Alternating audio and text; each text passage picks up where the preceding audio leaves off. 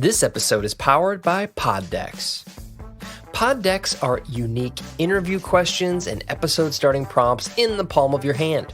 So whether you're a new podcaster or existing broadcaster looking to grow your audience and have more meaningful conversations, you're going to want to check out Pod Decks. Now, if you want to get 10% off your order right now, you can go to poddecks.com and type in coupon code.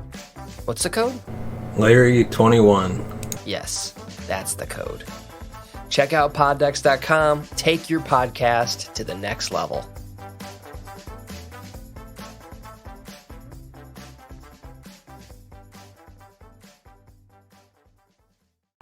Welcome to the True Crime Never Sleeps podcast. We dive into stories of true crime, from unsolved cold cases to historic kidnapping to gangsters and beyond. We are your source for true crime. We thank you for listening. Hello and welcome to the True Crime Never Sleeps podcast. I am your host, Emil List.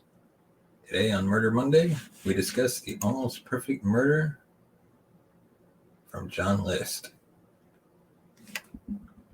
becoming one of the most infamous family annihilators in history. But first, we'd like to thank Audible.com for being a sponsor of the True Crime Never Sleeps podcast, as well as your listener support. Get your free audiobook, download and 30-day free trial at audibletrial.com/Larry21. With over 150,000 titles to choose from for your iPhone, Android, Kindle, or MP3 player, Audible has a ton of audiobooks for you to try, no matter what genre you love to read. Perhaps you want to try The Hobbit by J.R.R. Tolkien, or you've heard that Divergent by Veronica Roth is better than the movie. Thank God. So many to choose from. Again, to download your free audiobook today, go to audibletrial.com/Larry21 for your free audiobook, and thanks for supporting the True Crime Never Sleeps podcast. We can't do it without you, and your support means the world to us. We certainly hope you enjoy your free book, as well as your free trial. And more so, we hope you enjoy listening to our show, which is a ton of fun. Thanks again to audible.com, and even more thanks to our wonderful and awesome listeners. So now, let's dive right in. November 9th, 1971, Westfield, New Jersey.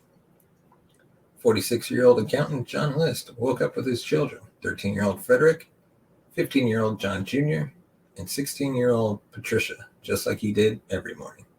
He sat with them while they ate their breakfast, being careful not to do anything that might make them suspicious. The whole point of his plan, which he had been working on for months, was that his family wouldn't suffer. Things had always been strained in the List family, at least to John. He had met Helen, who was a widow after college, soon after they began dating. She told him she was pregnant, so John, a devout Lutheran, agreed to marry her. However, after the wedding, she revealed that she had not been pregnant after all. John felt rightly that he had been tricked, but his religious beliefs would not allow him to break his marriage vows. While Helen might not have been pregnant before they were married, she wasted no time in getting that way. Within 4 years, Helen and John had 3 children. This put immense pressure on John to provide for his family, but he couldn't seem to hold down a job. While the quality of his work was never an issue, he was meticulous and hardworking. He was often let go because he had just rubbed his bosses or coworkers the wrong way. Something about John List was off-putting in a way that was hard to pin down. So when he landed a job as a vice president of a bank in New Jersey, it seemed their problems were over. Helen insisted that John purchase her dream home, a sprawling 19-room mansion named Breeze Knoll. That was the most expensive house in the most expensive part of town. They couldn't really afford such an extravagant place, but rather than risk a confrontation, John went to his mother, Alma, to ask for a loan. While John's late father had been the more traditional, distant type, John and his mother were always close. Friends said she doted on her only child, so she lent him the money he needed, and in exchange, she got to live in a self-contained apartment on the 3rd floor of the mansion. That had been 6 years ago. Since then, everything had gone downhill. In less than a year, he was fired from the bank job, again, due to personality clashes. Rather than tell his family what had happened and admit failure, he continued to get dressed and go to work every day. He would drive to the train station, ride at a few stops, get off, and return on a different train. He did eventually find another lower-paying job, which he also lost, and another, and another. His income was not keeping pace with his expenses, and he had begun skimming money from his mother's accounts. By 1971, he was bankrupt. This presented a deep moral crisis for the devout Lutheran, who believed that poverty itself was a sin. On top of that, he had 3 teenagers who were, in his mind, turning more towards the sinful culture of 1970s America. He was particularly worried about Patricia. She had expressed a desire to go into acting, which John believed was an especially corrupt profession. There were even rumors she was dabbling in witchcraft and experimenting with marijuana. But that was not even the worst thing, tearing the List family apart. Helen's health was deteriorating rapidly, thanks to a terrible secret she had hidden from John for years. Not long after they moved to New Jersey, she began experiencing blackouts and falling down. The vision in her right eye was going. She was drinking heavily and had become dependent on tranquilizers.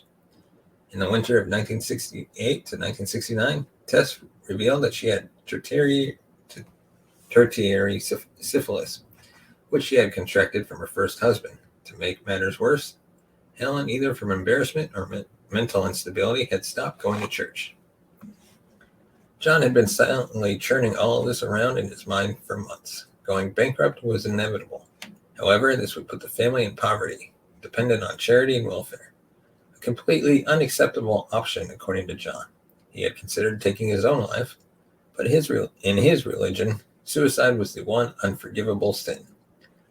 As much as he resented his family for the burden they placed on him, he did, in his way, love them. He wanted to know that he would at least have a chance of seeing them again on the other side. He was determined that there was only one way to save his family from the humiliation and sinfulness of poverty. Much like he did in everything in life, he had worked out a plan in meticulous detail. Once the children had left for school, Helen woke up and came downstairs for her customary morning coffee. John made a little chit-chat with her, then came up behind her with the 9mm Steyr automatic pistol his father had given him. He shot her once in the side of the head, killing her instantly. He placed her body on a sleeping bag and dragged her into the grand ballroom, where he laid her out beneath the stained glass ceiling. Then he went upstairs to his 84-year-old mother's apartment. Alma was fixing her own breakfast. John, feeling like a Judas, gave her a kiss. She asked him about the noise she had heard downstairs. John gave a vague non-answer. He then put the gun to her left temple and pulled the trigger. Her body was too heavy for him to drag all the way to the ballroom, so he tossed a towel over her face and left her on the floor where she had fallen. Back downstairs, he cleaned up the surprising amount of blood in the kitchen. Then he proceeded with the next steps of his dark plan. He wrote letters and made phone calls to his kids' teachers, his boss, and others, stating the family had to leave to go tend to a sick relative in North Carolina. Then he went to the post office to mail the letters and stop mail delivery. He also arranged to stop their milk and newspaper deliveries. Finally, he dropped by the bank and cashed in his mother's $2,000 savings bond. Back at Breeze Knoll, he made himself a sandwich and waited for his children to come home. Patricia was the first. She called and told her father she was feeling ill. So John picked her up from school early.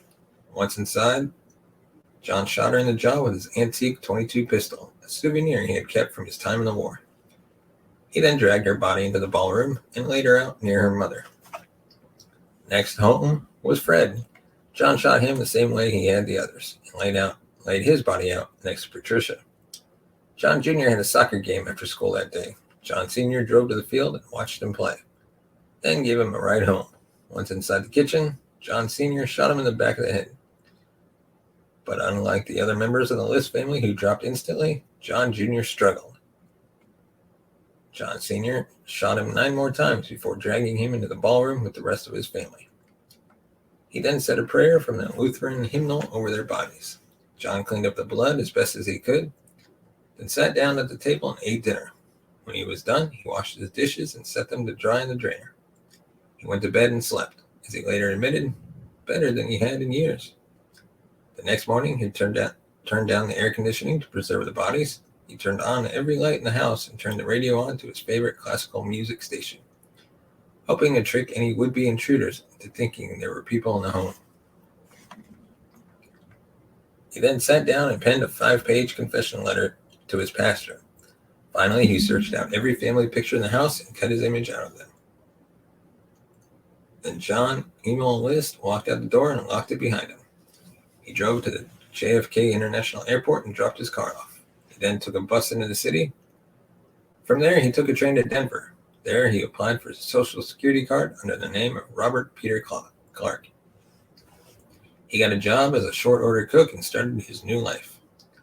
Meanwhile, Breeze Knoll sat still, empty of all life. As the weeks passed, the lights began to burn out one by one, leaving the mansion dark.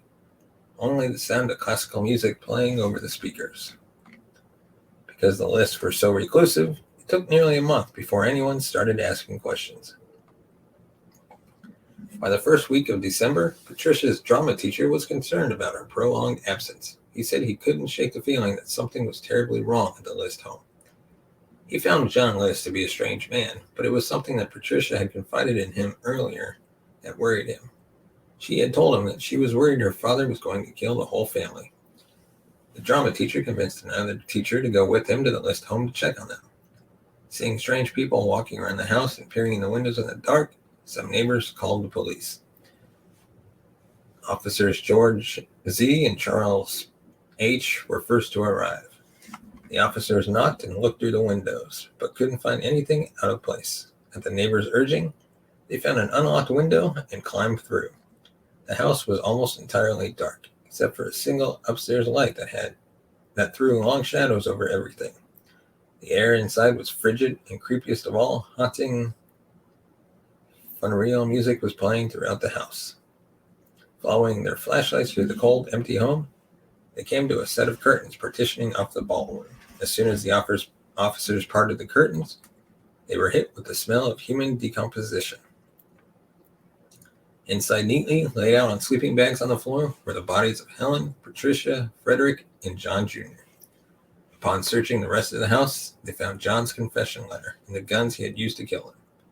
Following the instructions in the letter, they found Alma's body upstairs. They immediately put out a nationwide APB for List. Soon they found his car parked at JFK Airport, but could find no record of his taking a flight. There were no more leads, no clues as to where List might have gone. John List was in the wind. And before we continue, once again, we'd like to thank Poddex for sponsoring this episode. You can check them out today at poddex.com and use the promo code Larry21 for 10% off your order.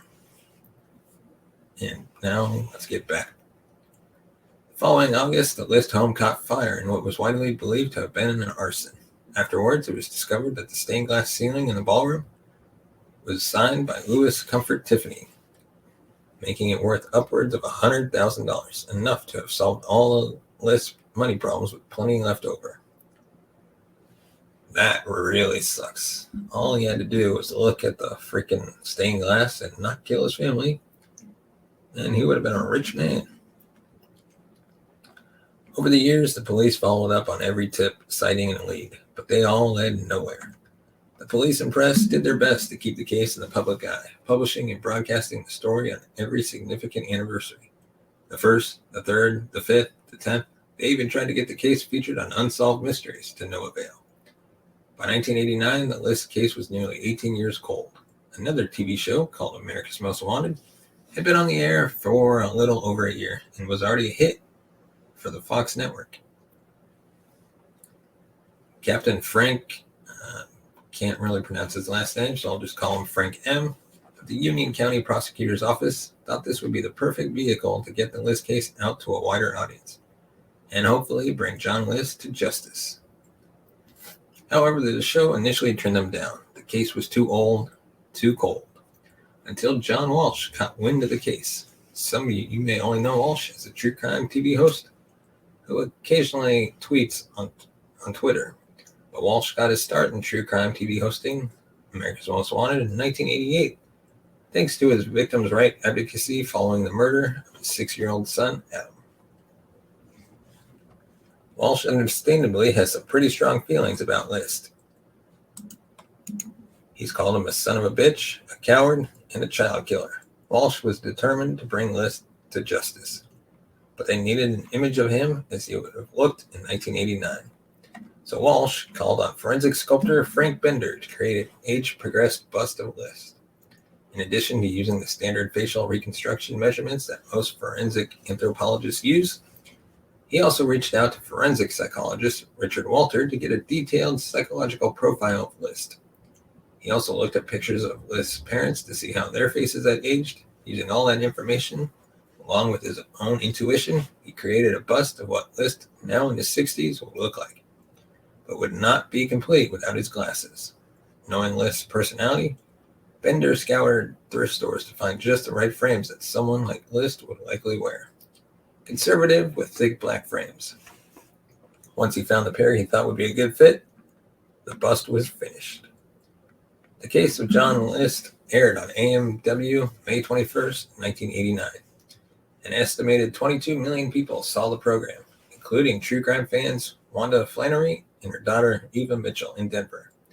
Even before the bust was shown, Flannery and Mitchell were sure their former neighbor Bob Clark fit the description. Soft-spoken, always wears a suit, an accountant, devoted Lutheran. When Bender's forensic bust was shown on screen, they were stunned. It looked just like Clark, right down to the glasses. So Flannery called the tip line. 11 days later, the FBI showed up at Bob Clark's home in Richmond, Virginia. His new wife, Dolores, told them that he was at work.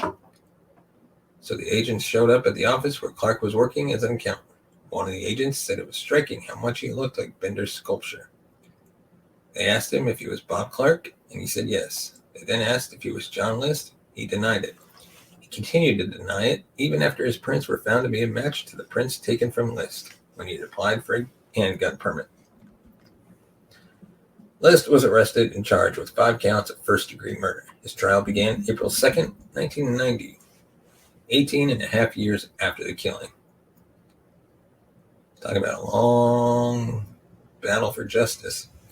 List was diagnosed by the court psychiatrist with obsessive-compulsive disorder, which his defense said made him only guilty of second-degree murder. On April 11th, after 9 hours of deliberation, the jury found him guilty on all 5 counts of first-degree murder. He was given the maximum sentence allowed at the time, 5 consecutive life terms. When the sentence was read aloud, the courtroom erupted in applause. One person, however, wasn't as happy with the verdict. Walsh. He wanted List to get the death penalty. Many in law enforcement, along with Walsh, credit Bender's amazingly accurate bust with cracking one of the oldest cases at the time. In fact, Walsh kept that bust in his office for many years. Bender, sadly, passed away in 2011 from mesothelioma. List later appealed his case, claiming he had been suffering from PTSD from his combat experience in World War II, but a federal appeals court rejected his claims. At this point, any speculation about his mental state is moot, but I would like to put forward a theory I haven't seen discussed yet. I believe John List was on the autism spectrum. Let me be clear on 2 points. First, the vast majority of people on the spectrum are nonviolent, so I'm not saying autism made him homicidal. Second, being on the spectrum still would not excuse or justify what he did. Why do I think he was on the spectrum? Look at what his coworkers and neighbors said about him. He was a hard worker, focused, and meticulous, traits commonly found in people on the spectrum. He was soft-spoken, polite, pathologically avoided conflict, yet he seemed strange, odd, and off-putting. This sounds very much like someone on the spectrum. Their odd behaviors and seeming lack of social skills are probably the most well-known symptoms of this disorder. The fact that he was diagnosed with OCD even fits with that. The symptoms of OCD and autism are so similar that they are commonly indistinguishable even at doctors and psychiatrists. But it was watching his interviews that convinced me. Before speaking to psychiatrists, police, or television hosts, he would carefully, even fussily, arrange any items on the table. Everything had to be just so. His manner seemed flat and emotionless. His tone of voice barely changing. Having raised the son on the spectrum, it was striking to me how closely he fit the profile. But this is all speculation. We'll never know what truly went on in his mind. List died in prison on March 21st, 2008, from pneumonia. He was 82. Let us know your thoughts in the comments section below about John List and the almost perfect murder. Is there any topics you want covered in future Murder Monday episodes? Let us know in the comments section below. And as always, you can find us on all social media platforms. Just search True Crime Never Sleeps. And if you want to support the show, you can buy us a coffee at buymeacoffee.com/TCNS. Your support helps the channel grow, upgrade our equipment. And as always, we thank you for listening and watching, and we will see you next time. You have been listening to the True Crime Never Sleeps podcast. Thank you for listening. You can follow us on Facebook at True Crime Never Sleeps podcast and on Twitter at True Crime NS. And follow us on Instagram at True Crime Never Sleeps. Thanks for watching. If you want to support the show, buy us a coffee at buymeacoffee.com/TCNS or become a patron at patreon.com/True Crime Never Sleeps.